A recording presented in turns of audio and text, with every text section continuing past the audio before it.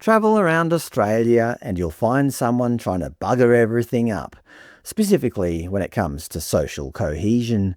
Take Appin Public School on the southwest fringe of Sydney. The clue is right there on Appin's Wikipedia page. Appin is a town in Tharawal country near its boundary with Gandangara country. Appin is in the lands of the Dharawal people. The editors write this with such clinical certainty, you'd think these were official civic boundaries rather than recent ideological additions. Obviously, those are traditional Aboriginal names that many of us don't know, but modern woke Australians are intent on replacing established names with them in the name of so-called decolonisation. It doesn't help anyone, it's mostly confusing, but more to the point, it's deliberately divisive. Yet here we are at a small primary school that has decided to dip its toe into this world of renaming. As news.com.au reported recently, parents rage as school confirms renaming. Appin Primary School has decided to go ahead and rename long-standing sport houses with the names of great Indigenous figures, despite major backlash from the school community. As we've seen, the push for inclusion rarely involves actually listening to the community it claims to represent. It's about control and the rigid categorisation of society along racial lines. The school's existing sports houses had been named after local historical figures. Former New South Wales Governor Lachlan Macquarie, Australian explorers William Hovell and Hamilton Hume, and the pastoralist James Tyson. For decades, these names represented the literal pioneers who settled and built the region.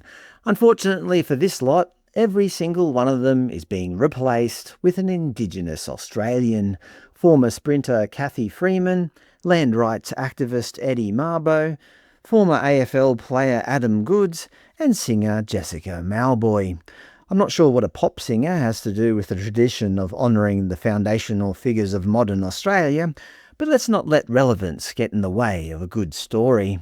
Let's instead choose a grab bag of famous people whose only common link is their race. This highlights one important point. They tell you that you're racist if you don't support the new names, yet the entire selection process is based purely on race. It ignores everyone else of any background who has contributed to the region's history.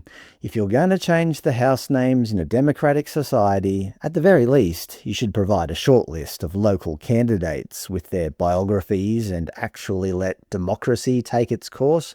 But no, they've essentially imposed this on the school body.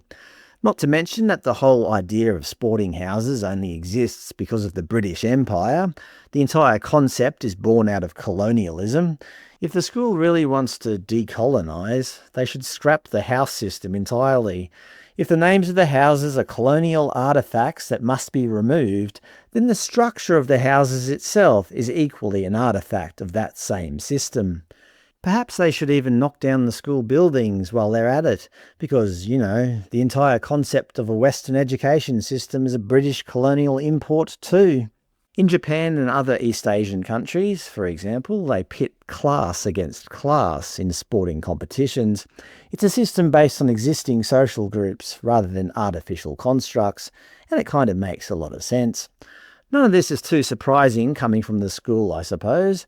On their Facebook page, they regularly celebrate events like NAIDOC Week because apparently a single day isn't nearly enough to celebrate the culture and achievements of one specific group.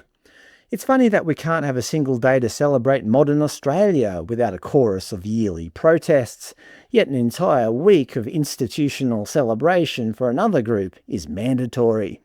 They also have something called Wear It Yellow Day, where students are invited to bring in a gold coin donation to raise money for Aboriginal and Torres Strait Islander families.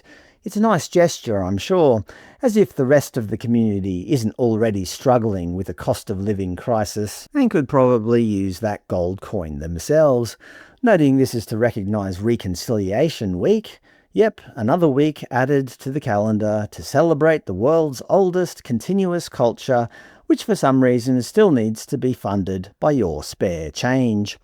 On the school's website, you can find out who's responsible for this corporate activism and social engineering masquerading as education. This is the principal, Chenny Collins, who presumably presides over this new era of state-sanctioned racial division. On their website, you can view all their recent newsletters. For example, in the latest one, the Week 10 Student Wrap-Up, the first thing they mention under upcoming events is the Appin Massacre. I'm not even joking. Come on, kiddies, forget Easter. Apparently, we're kicking off your holidays with a mass killing and a mandatory dose of historical guilt.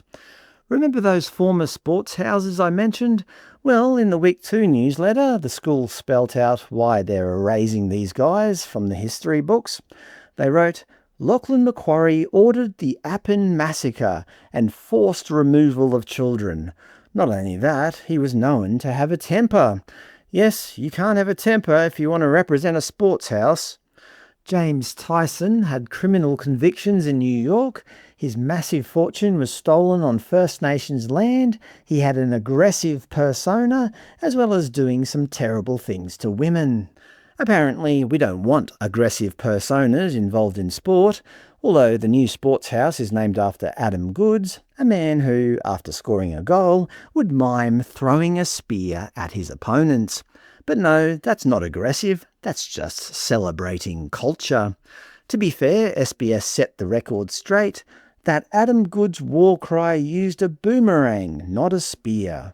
Oh, well, that's fine then. Miming the throwing of a curved wooden hunting weapon at the crowd is a totally different vibe. Completely peaceful. Hamilton Hume was responsible for the dispossession of First Nations land and had a controversial family, because as we all know, your legacy is determined by what your second cousin did in 1824. While William Hovell made a navigational error. Oh my, imagine the horror, a 19th century explorer failing to achieve satellite-grade accuracy while wandering through the unmapped bush. We certainly can't have children looking up to a man who didn't have Google Maps. They conclude, for this reason, our student parliament believes it is time to change our house names. Happy Week 2, everybody! By Week 10, they realised that a large proportion of the school community didn't like the idea of changing the house names, but they went ahead and did it anyway. The intrepid principal wrote, while a small number of additional name suggestions were received, we also received strong support for the names originally selected by our students. After careful consideration, I'm delighted to confirm that the student-selected house names will remain Marbo, Freeman, Malboy and Goodes. This decision reflects our commitment to student voice, choice and influence. Student-selected house names. I don't believe for a second that the 4 people the students selected all just happened to be Indigenous. Perhaps the selection involved the teaching body saying, OK students, you can vote for the violent, angry colonial men who hated women and got lost in the bush, or you can vote for these inspiring modern-day Indigenous heroes. Obviously, kids will vote for anything if you spin it the right way.